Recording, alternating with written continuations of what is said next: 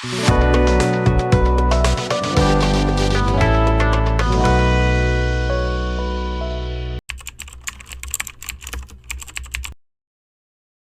Guys, ഇന്ന് ഞാൻ നിങ്ങളോട് ഷെയർ ചെയ്യാൻ വേണ്ടി പോകുന്നത് എൻ്റെ അക്കോമഡേഷൻ ഫൈൻഡിങ് ജേർണിയാണ്. ഞാൻ ഫസ്റ്റ് ടൈം ജർമ്മനി വന്നപ്പോൾ തൊട്ടിട്ട് ഞാൻ എങ്ങനെയൊക്കെയാണ് അക്കോമഡേഷൻ കണ്ടുപിടിച്ചത് എന്നുള്ള ആ ഒരു ഫുൾ എക്സ്പീരിയൻസ് ആണ് ഷെയർ ചെയ്യാൻ വേണ്ടി പോകുന്നത് കേട്ടോ. ഞാൻ പേഴ്സണലി യൂസ് ചെയ്തിട്ടുള്ള വെബ്സൈറ്റ് കാര്യങ്ങൾ, അതുപോലെ തന്നെ ടിപ്സ് ട്രിക്സ് കാര്യങ്ങളൊക്കെയാണ് ഷെയർ ചെയ്യാൻ വേണ്ടി പോകുന്നത്. അപ്പോൾ നിങ്ങൾ അക്കോമഡേഷൻ കണ്ടുപിടിക്കാൻ വേണ്ടി ബുദ്ധിമുട്ടിയിരിക്കുന്ന ഒരാളാണെന്നുണ്ടെങ്കിൽ ഈ ഒരു വീഡിയോ ഒന്ന് കണ്ടു നോക്കൂ കേട്ടോ. അപ്പോൾ നമുക്ക് നേരെ വീഡിയോയിലേക്ക് പോവാം. ഈ ഇടയായിട്ട് എൻ്റെ ഇൻബോക്സ് ഫുള്ളും അക്കോമഡേഷൻ കണ്ടുപിടിച്ച് തരാമോ, അക്കോമഡേഷൻ സർവീസ് ഉണ്ടോ, എങ്ങനെ അക്കോമഡേഷൻ കണ്ടുപിടിക്കുക എന്നുള്ള ക്വസ്റ്റ്യൻസും കൊണ്ട് നിറഞ്ഞിരിക്കുകയാണ് കേട്ടോ. ഇതാണ് മെയിൻ ടോപ്പിക്ക്. അപ്പോൾ ഒരുപാട് പേരോട് ഞാൻ പറഞ്ഞു, നമ്മൾ ഷോർട്ട് വീഡിയോ ആയിട്ട് ഞാൻ 2 പാർട്ടായിട്ട് അക്കോമഡേഷൻ കണ്ടുപിടിക്കാനുള്ള വഴികൾ ഓൾറെഡി ഇട്ടിട്ടുണ്ട്. അപ്പോൾ അത് ഞാൻ ഡിസ്ക്രിപ്ഷൻ ബോക്സിൽ ജസ്റ്റ് കൊടുത്തേക്കാം. അതിൽ ഞാൻ 5 വഴികളാണ് കൊടുത്തിട്ടുള്ളത്. അപ്പം ഈ 5 വഴികൾ തന്നെ എനിക്കും അറിയുള്ളൂ. ഇതിൽ നിന്നുള്ള പല വഴികളാണ് ഞാൻ യൂസ് ചെയ്തിട്ടുള്ളത്. കോമൺ ആയിട്ട് എല്ലാവരും യൂസ് ചെയ്യുന്നത് ആ വഴികളൊക്കെ തന്നെയാണ്. അപ്പോൾ അത് കണ്ടു നോക്കുകയാണെന്നുണ്ടെങ്കിൽ നിങ്ങൾക്ക് ഞാനിപ്പോൾ ഈ വീഡിയോയിൽ പറയാൻ പോകുന്ന കാര്യങ്ങളൊക്കെ കുറച്ചും കൂടെ മനസ്സിലാക്കും. ഞാൻ ചില വേർഡ്സ് കാര്യങ്ങളൊക്കെ പറയുമ്പോൾ പെട്ടെന്ന് മനസ്സിലാവും കേട്ടോ. അപ്പം അതിൽ 5 വഴികൾ കൊടുത്തിട്ടുണ്ട്. ആ 5 വഴികൾ തന്നെ ട്രൈ ചെയ്യാനായിട്ട് പറ്റുള്ളൂ. അപ്പോൾ അത് ട്രൈ ചെയ്ത് നോക്കുക. എല്ലാവർക്കും അക്കോമഡേഷൻ കിട്ടാനായിട്ട് നല്ല പാടാണെന്ന് അറിയാം. അതുകൊണ്ടാണ് ഇത്ര അധികം മെസ്സേജും കാര്യങ്ങളൊക്കെ വരുന്നത്. ഇപ്പം പുതിയ ഇൻടേക്കും സ്റ്റാർട്ട് ചെയ്യാണല്ലോ. ഏപ്രിൽ ആകുമ്പോഴത്തേക്കും പുതിയ കുട്ടികളൊക്കെ വരികയാണ്. അപ്പം മിക്ക ആളുകൾക്കും റൂംസ് ഒന്നും ശരിയായിട്ടുണ്ടാവില്ല. അപ്പോൾ അതുകൊണ്ടായിരിക്കും ഇങ്ങനെ മെസ്സേജ് വരുന്നത്. അപ്പോൾ ഇതാണ് റൈറ്റ് എന്ന് തോന്നുന്നു ഈ ഒരു വീഡിയോ ഇടാൻ വേണ്ടിയിട്ട്. കുറേ നാളായി ഇടണമെന്ന് വിചാരിക്കണം. കുറച്ചധികം ലേറ്റായി, പക്ഷെ എന്നാലും ഇപ്പോഴെങ്കിലും ഞാനത് ഇടുകയാണ് കേട്ടോ. അപ്പോൾ ഫസ്റ്റ് ടൈം ഞാൻ ജർമ്മനിയിലേക്ക് വന്നപ്പോൾ തൊട്ടിട്ടുള്ള ആ ഒരു സ്റ്റോറിയാണ് പറയാൻ വേണ്ടി പോകുന്നത്. അപ്പോൾ ഞാൻ ഫസ്റ്റ് ടൈം ജർമ്മനിയിലേക്ക് വരുന്ന ടൈമിൽ എനിക്ക് അക്കോമഡേഷൻ ശരിയായിട്ടുണ്ടായിരുന്നില്ല. എനിക്കതിൻ്റെ സീരിയസ്നെസ് അത്ര കാര്യമായിട്ട് അറിയത്തില്ലായിരുന്നു. നിങ്ങളൊക്കെ വരുന്നത് പോലെ തന്നെ ഫ്രഷ് ആയിട്ടുള്ള ഒരാളാണല്ലോ ഞാൻ. എനിക്ക് ഇപ്പോൾ ഞാനിവിടെ നിന്നിട്ടുള്ള ആ ഒരു പരിചയത്തിലും എക്സ്പീരിയൻസിലും ഒക്കെയാണ് ഇത്രയധികം വഴികളുണ്ട്, ഇങ്ങനെയൊക്കെ നമുക്ക് കണ്ടുപിടിക്കാം എന്നുള്ള പല കാര്യങ്ങളും നമ്മൾ അനുഭവത്തിൽ നിന്നല്ല അറിയുന്നത്. അപ്പോൾ അതുപോലെ തന്നെ എനിക്ക് അന്ന് അറിയില്ലായിരുന്നു എങ്ങനെ കണ്ടുപിടിക്കേണ്ടത് കാര്യങ്ങളൊന്നും. ഞാനൊരു ഏജൻസിക്കായിരുന്നു കൊടുത്തിട്ടുണ്ടായിരുന്നു ഫസ്റ്റ് ടൈം വരുന്ന ടൈമിൽ. അവർ പറഞ്ഞത് അക്കോമഡേഷൻ ശരിയാക്കി തരും എന്നാണ്. അപ്പോൾ അതുകൊണ്ട് ഞാനായിട്ട് പ്രത്യേകിച്ച് എഫോർട്ട്സ് ഒന്നും ഇട്ടില്ല അക്കോമഡേഷൻ കണ്ടുപിടിക്കാൻ വേണ്ടിയിട്ടോ ഒന്നും. അങ്ങനെ ഒരു സെപ്റ്റംബർ ഒക്ടോബറിലാണല്ലോ നമ്മൾ വിൻ്റർ ഇൻടേക്ക് സ്റ്റാർട്ട് ചെയ്യുക. ഞാൻ വിൻ്റർ ഇൻടേക്കിൽ വന്നിട്ടുണ്ടായിരുന്ന ഒരാളാണ്. അപ്പോൾ സെപ്റ്റംബറിൽ ഒക്കെ ആയപ്പോഴത്തേക്കും എനിക്ക് അക്കോമഡേഷൻ ഒന്നും ശരിയായിട്ടില്ല. എനിക്ക് ഇങ്ങോട്ട് വരാനുള്ള ടൈമായി. അങ്ങനെ ഇരുന്നപ്പോഴാണ് ഞാൻ അവരെ കോൺടാക്ട് ചെയ്തപ്പം അവർ നോക്കുന്നുണ്ട് എന്ന് പറഞ്ഞത്. പക്ഷേ എനിക്കത് അത്രയും സാറ്റിസ്ഫൈ ആയിട്ട് തോന്നിയില്ല. അപ്പോഴാണ് ഞാൻ സ്റ്റാർട്ട് ചെയ്തത് അക്കോമഡേഷൻ കണ്ടുപിടിക്കാൻ വേണ്ടിയിട്ട്. അപ്പോൾ അത് ഓൾറെഡി ഭയങ്കര ലേറ്റ് ആയിരുന്നു. കാരണം സെപ്റ്റംബർ ലാസ്റ്റ് ഞാൻ ഫ്ലൈറ്റ് ടിക്കറ്റൊക്കെ എടുത്ത് വെച്ചേക്കാണ്. സെപ്റ്റംബർ ആദ്യമൊക്കെ ആകുമ്പോഴാണ് ഞാൻ നോക്കാൻ തുടങ്ങുന്നത് തന്നെ അക്കോമഡേഷൻ എൻ്റെ രീതിയിൽ. അങ്ങനെ നോക്കി പെട്ടെന്നൊന്നും ശരിയാവുമൊന്നുമില്ലല്ലോ. അങ്ങനെ കുറേയൊക്കെ നോക്കി സ്റ്റുഡൻ്റ് ആൻഡ് വർക്കിലൊക്കെ അപ്ലൈ ചെയ്തോ എന്ന് ചോദിച്ചപ്പം അവർ അപ്ലൈ ചെയ്തിട്ടുണ്ടെന്നാണ് പറഞ്ഞത് ഏജൻസിക്കാർ. അപ്പോൾ എനിക്ക് ആ വഴിയും എന്തായാലും ഇല്ലല്ലോ. പിന്നെ ഞാൻ പ്രൈവറ്റായിട്ട് നോക്കാമെന്ന് ഓർത്തു. പക്ഷെ അതൊന്നും ശരിയാവുന്നില്ല. അങ്ങനെ ലാസ്റ്റ് എനിക്ക് ആകെ ശരിയായത് ഒരു സബ്ലെറ്റാണ്. അപ്പം അവിടെ തന്നെയുള്ള സീനിയേഴ്സിനായിട്ടൊക്കെ ഞാൻ കോൺടാക്റ്റ് ഒക്കെ ചെയ്തിട്ട് ഭവ്യ ചേച്ചിയാണ് അന്ന് എനിക്ക് ആ ഒരു സബ്ലെറ്റ് റൂം ശരിയാക്കി തന്നത്. സബ്ലെറ്റ് എന്ന് പറഞ്ഞു കഴിഞ്ഞാൽ നമ്മൾ ഇവിടെ ഓൾറെഡി നിൽക്കുന്ന സ്റ്റുഡൻസ് എന്തെങ്കിലും ഒരു ഇൻറ്റേൺഷിപ്പിനോ അല്ലെങ്കിൽ ചിലപ്പോൾ നാട്ടിൽ പോകാൻ വേണ്ടിയിട്ടോ അങ്ങനെ എന്തെങ്കിലുമൊക്കെ വേണ്ടിയിട്ട് അവരുടെ റൂമിൽ നിന്ന് പുറത്തേക്കൊക്കെ പോകുമ്പോൾ ആ ടൈമിലേക്ക് വേറൊരാൾക്ക് റൂം റെൻറ്റിന് കൊടുക്കുകയാണ് ചെയ്യുക. കാരണം എന്തായാലും അടച്ചിട്ടിട്ട് പോവല്ലേ, അവരപ്പോൾ റെൻറ്റും കൊടുക്കണം. അപ്പം ആ ഒരു ടൈമിൽ വേറൊരാൾക്ക് അത് അക്കോമഡേറ്റ് ചെയ്ത് കൊടുക്കുകയാണ് ചെയ്യുക. അപ്പോൾ അങ്ങനത്തെ ഒരു റൂമാണ് ശരിയായത്. 3 ആഴ്ചയിലേക്കാണ് എനിക്കത് ശരിയായത്. അപ്പം ഒക്ടോബർ തൊട്ടിട്ട് ഒക്ടോബറിലെ ആദ്യത്തെ 3 ആഴ്ചയിലേക്കാണ് എനിക്ക് ആ ഒരു സബ്ലെറ്റ് റൂം ശരിയായത്. അപ്പം ഞാനത് ഓക്കെ പറഞ്ഞു. എനിക്ക് തോന്നുന്നു 150 euros ആയിരുന്നു അന്ന് പേ ചെയ്തത്. അങ്ങനെ ഞാനത് ഓക്കെ പറഞ്ഞു. ഇതേപോലത്തെ സബ്ലെറ്റിൻ്റെയൊക്കെ ഡീറ്റെയിൽസ് നിങ്ങൾക്ക് കിട്ടുക അവിടെ തന്നെ പഠിക്കുന്ന കുട്ടികളുടെയൊക്കെ ആ ഒരു ഗ്രൂപ്പുകളൊക്കെ ഉണ്ടാവില്ലേ, അതിലാണ് കേട്ടോ ഇടുക. ആളുകളും ഇങ്ങനെ ഞങ്ങൾ സബ്ലെറ്റിൽ പോവുകയാണ്, ആർക്കെങ്കിലും വേണമെങ്കിൽ കോൺടാക്ട് ചെയ്യുന്നൊക്കെ പറഞ്ഞിട്ട്. അപ്പം ഈ ഒരു സബ്ലെറ്റ് കിട്ടാൻ വേണ്ടിയിട്ട് അവിടുത്തെ സീനിയേഴ്സിനെ കോൺടാക്ട് ചെയ്താലായിരിക്കും കുറച്ചും കൂടെ എളുപ്പം ഉണ്ടാവുക. അല്ലെങ്കിൽ ആ ഒരു ഗ്രൂപ്പിൻ്റെ ഒരു അസസ് കിട്ടുകയാണെങ്കിലും നിങ്ങൾക്ക് ഒരു സബ്ലെറ്റിൻ്റെ ഡീറ്റെയിൽസൊക്കെ നിങ്ങൾക്ക് കണ്ടുപിടിക്കാനായിട്ട് പറ്റും. അങ്ങനെ ആ ഒരു റൂം ഓക്കെ പറഞ്ഞ് ഞാൻ ചെന്നു. അപ്പോൾ എൻ്റെ മുമ്പിൽ 3 ആഴ്ച ടൈമുണ്ട് പുതിയൊരു റൂം ശരിയാക്കാൻ വേണ്ടിയിട്ട്. അങ്ങനെ ഞാൻ വണ്ടി കയറി. സെപ്റ്റംബർ ലാസ്റ്റാണ് ഞാനിവിടെ ജർമ്മനിയിൽ റീച്ച് ആവുന്നത്. അന്ന് നേരെ ആ സബ്ലെറ്റ് റൂമിലേക്കൊക്കെ പോയി. അപ്പോൾ അറിയാമല്ലോ നമ്മളുടെ സ്വന്തം റൂമല്ല, 3 ആഴ്ചത്തേക്ക് മാത്രം വേണ്ടിയിട്ടുള്ള റൂമാണ്. അപ്പോൾ അതിൻ്റേതായ ബുദ്ധിമുട്ട് കാര്യങ്ങളൊക്കെ ഉണ്ടായിരുന്നു. പിന്നെ പിന്നെ സിറ്റി രജിസ്ട്രേഷൻ പോസിബിൾ അല്ലായിരുന്നു. മിക്ക സബ്ലെറ്റ് റൂമുകൾക്കും സിറ്റി രജിസ്ട്രേഷൻ പോസിബിൾ ആയിരിക്കില്ല, പക്ഷെ ചിലർ സിറ്റി രജിസ്ട്രേഷനോട് കൂടിയിട്ട് സബ്ലെറ്റ് കൊടുക്കുന്നവരൊക്കെ ഉണ്ട് കേട്ടോ. അപ്പോൾ അത് നിങ്ങൾ പ്രത്യേകം ഒന്ന് ചോദിക്കുക, സിറ്റി രജിസ്ട്രേഷൻ ഉണ്ടോ എന്നുള്ളത്. ഉണ്ടെന്നുണ്ടെങ്കിൽ പിന്നെയും നിങ്ങൾക്ക് നിങ്ങളുടെ ബാക്കി ഫോർമാലിറ്റീസ് കാര്യങ്ങളൊക്കെ ചെയ്യാനായിട്ട് പറ്റും. ഇല്ലാന്നുണ്ടെന്നുണ്ടെങ്കിൽ അതൊക്കെ ഡിലേ ആയിട്ടിരിക്കാൻ പോവാണ് എന്നുള്ള ആ ഒരു തോട്ട് ഉണ്ടാവണം. അപ്പം ഇതിന് സിറ്റി രജിസ്ട്രേഷൻ ഉണ്ടായിരുന്നില്ല. അപ്പോൾ എൻ്റെ എല്ലാ കാര്യങ്ങളും പെൻഡിങ്ങിൽ കിടക്കുകയാണ്. എൻ്റെ ഒരു പേപ്പർ വർക്ക്സും കാര്യങ്ങളും ഒന്നും ചെയ്തിട്ടില്ല. അതിൻ്റെ ഡീറ്റെയിൽസ് ഞാൻ വേറൊരു വീഡിയോയിൽ ചെയ്യാം കേട്ടോ. നമ്മൾ വന്നിട്ട് ഇവിടെ വന്ന് ചെയ്യേണ്ട പേപ്പർ വർക്ക്സിൻ്റെ കാര്യങ്ങൾ. അങ്ങനെ എന്ത് ചെയ്തു, അവിടെ തന്നെ നിന്നു. 3 ആഴ്ച സമയത്തിൽ കുറേ തപ്പി. കാരണം ഈ 3 ആഴ്ച കഴിഞ്ഞാൽ പിന്നെ എവിടെ പോകുമെന്നൊന്നും അറിയില്ല. അങ്ങനെ സ്റ്റുഡൻ്റ് വർക്കിൽ പോയി നേരിട്ട് പോയിട്ട് സംസാരിക്കാമെന്ന് വിചാരിച്ചു. ഞാൻ അന്ന് യൂണിവേഴ്സിറ്റി ഓഫ് ബൈറോയത്തിലാണ് ഉള്ളത്. കുറേ പേർക്ക് അറിയുന്നതായിരിക്കും. അപ്പോൾ അവിടുത്തെ സ്റ്റുഡൻ്റ് വർക്കിനെ പോയി കാണാമെന്ന് വിചാരിച്ചു. ഒരു ദിവസം പോയി നോക്കി, പക്ഷെ എന്തുകൊണ്ടോ അന്ന് കാണാൻ പറ്റിയില്ല. എനിക്കിപ്പം ആലോചിക്കുമ്പോൾ ഓർമ്മയില്ല എന്താ കാണാൻ പറ്റാനെന്ന്. അവരെന്തോ അങ്ങോട്ട് കടത്തി വിട്ടില്ല, എന്തോ ഒരു സംഭവമായിരുന്നു, എനിക്ക് കറക്റ്റ് അത് ഓർമ്മയില്ല കേട്ടോ. അങ്ങനെ അത് കാണാൻ പറ്റിയില്ല. അങ്ങനെ ഞാൻ തിരിച്ചു വന്നു. അപ്പം സ്റ്റുഡൻ്റ് വർക്കിൽ നിന്ന് ഓൾറെഡി വെയിറ്റ് ചെയ്യാനുള്ള ആ ഒരു മെയിൽ തന്നെയാണ് തന്നെ വന്നേക്കുന്നത്. അങ്ങനെ പ്രൈവറ്റായിട്ട് നോക്കാമെന്ന് വിചാരിച്ചു. വേഗ ഗസൂപ്റ്റ് എന്ന് പറഞ്ഞിട്ടുള്ളൊരു വെബ്സൈറ്റാണ് ഞാൻ ഇപ്പോഴും യൂസ് ചെയ്യാറുള്ളത്. എനിക്ക് കുറച്ചും കൂടെ ആ ഒരു വെബ്സൈറ്റ് ഫ്രണ്ട്ലി ആയിട്ട് തോന്നി കേട്ടോ, യൂസർ ഫ്രണ്ട്ലി ആയിട്ട് തോന്നി. ചില ആൾക്കാരൊക്കെ എനിക്ക് മെസ്സേജ് ഉണ്ടായിരുന്നു അത് നോക്കിയിട്ടൊന്നും മനസ്സിലാവുന്നില്ല എന്നൊക്കെ. അപ്പം നിങ്ങൾക്ക് അതിൻ്റെ ആ ഒരു ഇൻ്റർഫേസ് ഞാൻ പരിചയപ്പെടുത്തി തരണം എന്നുണ്ടെങ്കിൽ കമൻറ്റ് ചെയ്യട്ടോ. അങ്ങനെയാണെന്ന് വെച്ചാൽ ഞാൻ അതൊരു ജസ്റ്റ് ഒരു വീഡിയോ ആയിട്ട് കാണിച്ചു തരാം. എന്തൊക്കെ ഓപ്ഷൻസ് ആണ് ഉള്ളത്, എങ്ങനെയൊക്കെ നോക്കാം എന്നുള്ളത് കുറച്ചൊന്ന് ഞാൻ എക്സ്പ്ലെയിൻ ചെയ്ത് തരാം. ആരും എന്നെ കോൺടാക്ട് ചെയ്തിട്ടുണ്ടായിരുന്നു ഇങ്ങനെ അത് നോക്കിയിട്ടൊന്നും മനസ്സിലാവുന്നില്ല എന്നൊക്കെ. അപ്പം ഇവിടെ എന്തൊക്കെ ടൈപ്പ് വീടുകളാണ് ഉള്ളത് എന്നറിയില്ലെങ്കിൽ നമുക്കത് നോക്കിയാൽ കുറച്ച് ചിലപ്പോൾ മനസ്സിലാവില്ല. അപ്പോൾ അത് വേണമെന്നുണ്ടെങ്കിൽ അതും പറയട്ടോ. അങ്ങനെ ഞാൻ ഈ ഒരു വെബ്സൈറ്റിൽ തപ്പലൊക്കെ സ്റ്റാർട്ട് ചെയ്തു. പ്രൈവറ്റ് ആയിട്ടുള്ള റൂംസ് കാര്യങ്ങളൊക്കെ നോക്കുകയാണ്.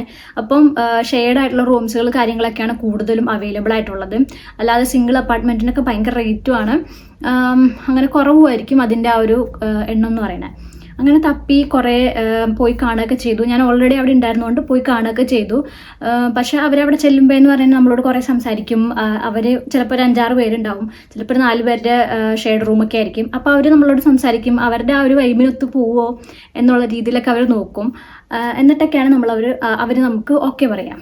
അപ്പം അങ്ങനെ സംസാരിച്ചു. ഞാൻ അന്നാണെങ്കിൽ ഭയങ്കര എനിക്ക് എങ്ങനെ സംസാരിക്കണം അവരോടൊന്നും അറിയില്ല. അപ്പം ഞാൻ ഭയങ്കര ആക്റ്റീവ് എന്നല്ലാണ്ട് ഭയങ്കര ഒന്നും മര്യാദക്ക് സംസാരിക്കുന്നൊന്നും ഉണ്ടായിരുന്നില്ല അവരുടെ അടുത്ത്. അപ്പം മേ ബി അതുകൊണ്ടായിരിക്കും അവർ ഓക്കെ ഒന്നും പറഞ്ഞില്ല. അങ്ങനെ ഞങ്ങൾ ഓരോ വീടുകൾ കാണാൻ വേണ്ടി പോകും വരും അങ്ങനെയൊക്കെ ആയി. ഇതിൻ്റെ ഇടയിൽ ഞാൻ എന്ത് ചെയ്തെന്ന് വെച്ച് കഴിഞ്ഞാൽ കുറേ പേര് എന്നോട് പറഞ്ഞു സ്റ്റുഡൻ്റ് വർക്കാർക്ക് മെസ്സേജ് അയക്ക്, ഇങ്ങനെ റൂം ശരിയായിട്ടില്ല, പ്രത്യേകിച്ച് ഒരു ഗേൾ ആണല്ലോ. അപ്പം അങ്ങനെയൊക്കെ പറഞ്ഞ് മെസ്സേജ് അയക്കാൻ പറഞ്ഞു. ഇങ്ങനെ ഒറ്റയ്ക്കാണ്, വേറെ ആരെയും പരിചയമില്ല, റൂമൊന്നും ശരിയായില്ല, വന്നപ്പോൾ തൊട്ട് ഭയങ്കര സെർച്ചിങ് ആണ്, കിട്ടിയിട്ടില്ല, ഇനി കിട്ടിയില്ലെങ്കിൽ തിരിച്ച് നാട്ടിൽ പോകേണ്ടി വരും, അങ്ങനത്തെ അവസ്ഥയാണെന്നൊക്കെ പറഞ്ഞ് കുറച്ച് സെൻഡി ആയിട്ട് മെസ്സേജ് അയക്കാൻ വേണ്ടി പറഞ്ഞു. അപ്പം നമ്മൾ അന്നത്തെ ആ ഒരു സാഹചര്യത്തിൽ നമുക്ക് എങ്ങനെയെങ്കിലും റൂം കിട്ടിയാൽ മതിയല്ലോ. അപ്പം അങ്ങനെ സ്റ്റുഡൻ്റ് വർക്കിൽ നമ്മൾ അപ്ലൈ ചെയ്യുന്ന ആ ഒരു പോർട്ടലില്ലേ, ആ പോർട്ടലിൽ തന്നെ എവിടെയോ മെസ്സേജ് അയക്കാനുള്ള എന്തോ ഒരു ഓപ്ഷൻ ഉണ്ടായിരുന്നു. അതിൽ ഞാൻ ഇതുപോലെ വലിയൊരു പാരഗ്രാഫ് അങ്ങോട്ട് അയച്ചു. റൂം ശരിയായിട്ടില്ല, സഹായിക്കണം എന്നൊക്കെ പറഞ്ഞ്, അങ്ങനെ എന്തെങ്കിലും റൂം ഒഴിവുണ്ടെന്നുണ്ടെങ്കിൽ കോൺടാക്ട് ചെയ്യണം എന്നൊക്കെ പറഞ്ഞ് ഒരു മെസ്സേജ് അയച്ചിട്ടിട്ടുണ്ടായിരുന്നു.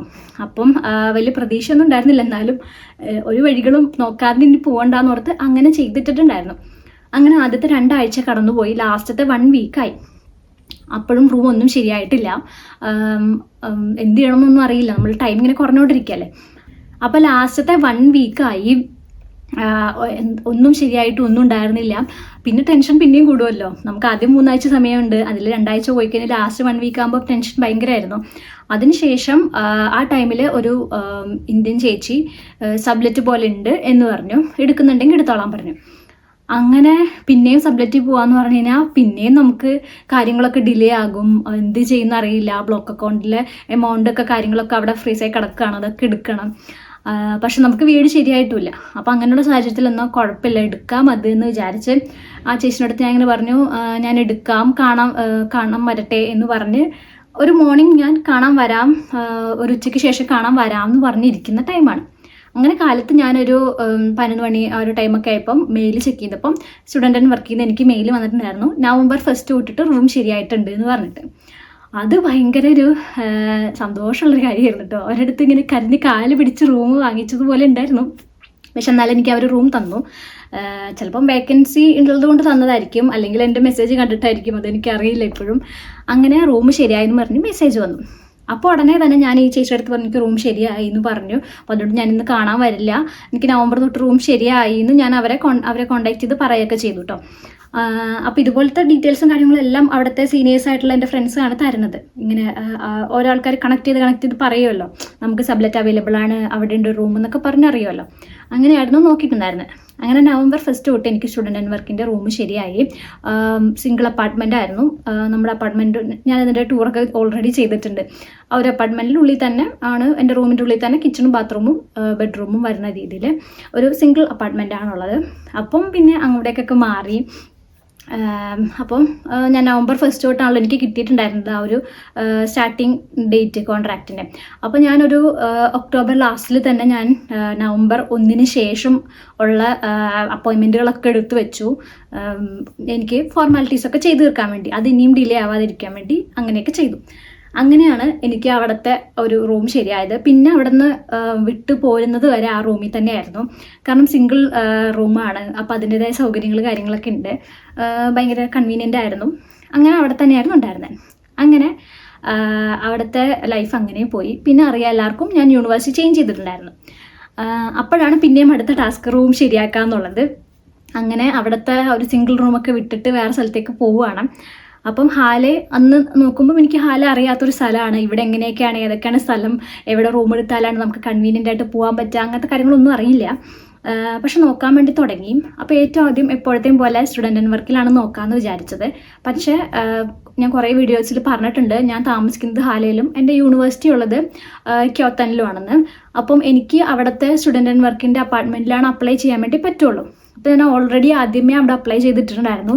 എനിക്ക് പെട്ടെന്ന് തന്നെ റിപ്ലൈയും വന്നായിരുന്നു റൂം ശരിയായി എന്ന് പറഞ്ഞിട്ട്. പിന്നെയാണ് ഞാൻ തീരുമാനിക്കുന്നത് അവിടെ താമസിക്കുന്നില്ല, ഹാലയിൽ താമസിക്കാം എന്നുള്ളത്. അങ്ങനെ ഹാലയിലെ സ്റ്റുഡൻറ്റ് ആൻഡ് വർക്കിൽ കോൺടാക്ട് ചെയ്തപ്പം അവർ പറഞ്ഞു നിങ്ങളുടെ യൂണിവേഴ്സിറ്റി അവിടെയല്ലേ, അപ്പോൾ അവിടുത്തെ സ്റ്റുഡൻറ്റ് ആൻഡ് വർക്കിലാണ് അപ്ലൈ ചെയ്യേണ്ടത്, ഹാലയിലുള്ളത് ഹാലയിലെ സ്റ്റുഡൻസിന് വേണ്ടിയിട്ടുള്ളതാണെന്ന് പറഞ്ഞു. അപ്പം മറ്റേത് കിട്ടുകയും ചെയ്തു, പക്ഷേ നമുക്കത് എടുക്കാനും പറ്റില്ല, അങ്ങനത്തെ ഒരു അവസ്ഥയായി. അപ്പോൾ അതിന് ഞാൻ റിപ്ലൈ ചെയ്തു ഞാൻ എടുക്കുന്നില്ല എന്നുള്ള കാര്യം. അപ്പം അന്ന് ഞാൻ ഹാലെ ചൂസ് ചെയ്തതിൻ്റെ കാര്യം ഞാൻ കുറേ വീഡിയോസിൽ പറഞ്ഞിട്ടുണ്ട്. അന്നേരം അവിടുത്തെ ക്യോത്തനിലെ വിസേൻ്റെ ആ ഒരു റിന്യൂവൽ കുറച്ച് നാളത്തേക്കൊക്കെ കൊടുക്കണ്ടായിരുന്നുള്ളൂ. ഹാലയിലാണെങ്കിൽ നമുക്ക് 2 ഇയർ കിട്ടും. അപ്പം അതുകൊണ്ടാണ് മെയിനായിട്ടും ഹാലയിൽ നിൽക്കാമെന്ന് വിചാരിച്ചത്. പിന്നെ പാർട്ട് ടൈമിൻ്റെ ജോബിൻ്റെ കാര്യങ്ങൾക്കൊക്കെ വേണ്ടിയിട്ടാണ്. അങ്ങനെ ഹാലയിൽ റൂം തപ്പാൻ തുടങ്ങി. അപ്പോൾ എന്തായാലും സ്റ്റുഡൻറ്റ് ആൻഡ് വർക്കിൻ്റെ ആ ഒരു ഓപ്ഷൻ കട്ടായി. അങ്ങനെ ഉള്ളതുകൊണ്ട് ഞാൻ പ്രൈവറ്റായിട്ട് നോക്കാൻ വേണ്ടി തുടങ്ങി. പ്രൈവറ്റായിട്ട് നോക്കുമ്പോഴും സിംഗിൾ റൂംസ് കാര്യങ്ങളൊക്കെ ഭയങ്കര കുറച്ചും കൂടെ റേറ്റാണ്, പിന്നെ എണ്ണവും കുറവായിരിക്കും പൊതുവെ. അങ്ങനെ ഉള്ളതുകൊണ്ട് വേഗം തന്നെ നോക്കാമെന്ന് വിചാരിച്ച് തപ്പി തുടങ്ങി. ഞാൻ അപ്പോഴും ഇപ്പോഴും വേഗയൊക്കെ സൂക്റ്റാണ് ആ ഒരു പ്രൈവറ്റ് ആയിട്ടുള്ള അക്കോമഡേഷൻ കണ്ടുപിടിക്കാൻ വേണ്ടിയിട്ടൊക്കെ യൂസ് ചെയ്യാറ് കേട്ടോ. അങ്ങനെ അതിൽ തപ്പി കുറേ മെസ്സേജസ് കാര്യങ്ങളൊക്കെ അയച്ചു, കാണുന്നതിലൊക്കെ അയക്കുമായിരുന്നു മെസ്സേജ് കാര്യങ്ങളൊക്കെ അയച്ചു. നിങ്ങൾ ഇതുപോലെ മെസ്സേജ് അയക്കുമ്പം ജസ്റ്റ് റൂം ഇഷ്ടപ്പെട്ടു, ഇൻട്രസ്റ്റഡ് ആണ്, അപ്പോയിൻമെൻറ്റ് തരാമോ എന്നുള്ള രീതിയിൽ മാത്രം അയക്കരുത് കേട്ടോ. അതാണ് എനിക്ക് ഇതിനെപ്പറ്റി മെയിനായിട്ട് പറയാനുള്ളത്. നിങ്ങൾ മെസ്സേജ് അയക്കുമ്പം നിങ്ങളെ പറ്റിയിട്ട് ജസ്റ്റ് ഒന്ന് ഡിസ്ക്രൈബ് ചെയ്യാം. നിങ്ങൾ എന്തിനാണ് ഇവിടെ വരുന്നത്, എന്തിനാണ് നിങ്ങൾക്ക് ഈ റൂം വേണ്ടത്, നിങ്ങൾ പഠിക്കാൻ വരികയാണോ, നിങ്ങൾ വർക്ക് ചെയ്യാൻ പോകുന്ന ആളാണോ, അങ്ങനെയുള്ള ഡീറ്റെയിൽസുകളൊക്കെ നിങ്ങളെപ്പറ്റി പറയുക. പിന്നെ എപ്പോൾ തൊട്ട് നിങ്ങൾക്ക് റൂം എടുക്കാൻ പറ്റും, എത്ര നാളും ചിലപ്പം റൂമിൽ ഉണ്ടാകും, അങ്ങനെയുള്ള ഡീറ്റെയിൽസൊക്കെ കൊടുക്കാം. പിന്നെ അതുപോലെ തന്നെ വേഗ പോലെയുള്ളതാണെന്നുണ്ടെങ്കിൽ, അതായത് ഷെയർഡ് ആയിട്ടുള്ള റൂം പോലെ ആണെന്നുണ്ടെങ്കിൽ അതിൽ നിങ്ങളുടെ ഹോബീസോ കാര്യങ്ങളോ അല്ലെങ്കിൽ നിങ്ങൾ എങ്ങനെയുള്ളൊരു പേഴ്സൺ ആണ് എന്നുള്ള ഡീറ്റെയിൽസൊക്കെ നിങ്ങൾക്ക് ജസ്റ്റ് മെൻഷൻ ചെയ്യാം. പിന്നെ നിങ്ങൾക്ക് ലാസ്റ്റ് നിങ്ങളെ കോൺടാക്ട് ചെയ്യാനുള്ള ഒരു നമ്പറോ മെയിൽ ഐ ഡിയോ കാര്യങ്ങളോ, അല്ലെങ്കിൽ വേഗ സുക്തി തന്നെയാണ് അവർ മെസ്സേജ് അയക്കുക, എന്നാലും ജസ്റ്റ് ഒരു നമ്പറോ മെയിൽ ഐ ഡിയോ എന്തെങ്കിലും കൊടുത്തിട്ട് അപ്പോയിൻമെൻറ്റിന് വേണ്ടിയിട്ട് നമുക്ക് ചോദിക്കാം.